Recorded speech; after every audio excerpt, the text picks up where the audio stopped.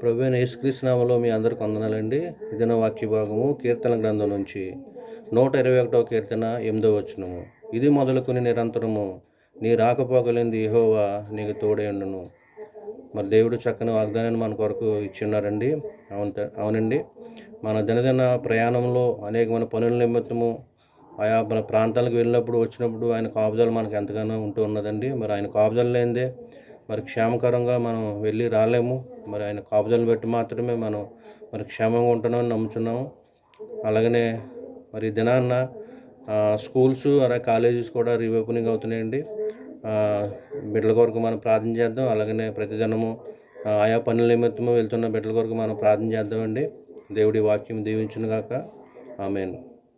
ప్రేమ కలిగిన మా ప్రియ పరలోకపు తండ్రి, పరిశుద్ధ మీ ఘనమైన అతి పరిశుద్ధమైన నామమునకే స్తుతులు వందనాలు తెలియజేస్తుంది దేవా. ఇదిన వాక్యం ద్వారా మీరు మాతో మాట్లాడినందుకు వందనాలు తండ్రి. అవును ప్రభువా, మా రాకపోకలందు మీ సహాయము మీ తోడును మాకు ఎంతగానో మరి ఇచ్చి కాపాడుచున్నటువంటి విధానం బట్టి మీకు ఎంతగానో కృతజ్ఞతాస్తులు చెల్లిస్తున్నాం ప్రభువా.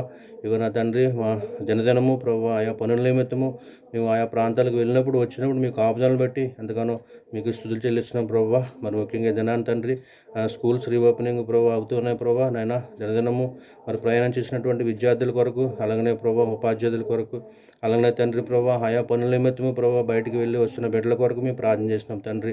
ఈ దినము ప్రభు ఈ సంవత్సరం కాలం అంతటి కూడా నీ కాపుదల సంరక్షణ బిడ్డలకు దయచేయండి నాయన. నా తండ్రి ప్రభువా, నీ కాపుదల లేనిదే ప్రభు మేము క్షేమంగా వెళ్ళి రాలేము ప్రభు. నా తండ్రి నీ కాపుదలను బట్టి మాత్రమే ప్రభు మేము క్షేమకర రీతిలో ఉన్నామని నమ్ముచున్నాం తండ్రి. అటు కృప అనే కాపుదల మరి ప్రభా సదా ఇప్పుడు దయచేయమని యేసు పరిశుద్ధ నామములో స్తుతించి ప్రార్థన వేడుకొనిచున్నాం తండ్రి. ఆమేన్. ఆమేన్. వందనాలండి. ఆమేన్. Thank you.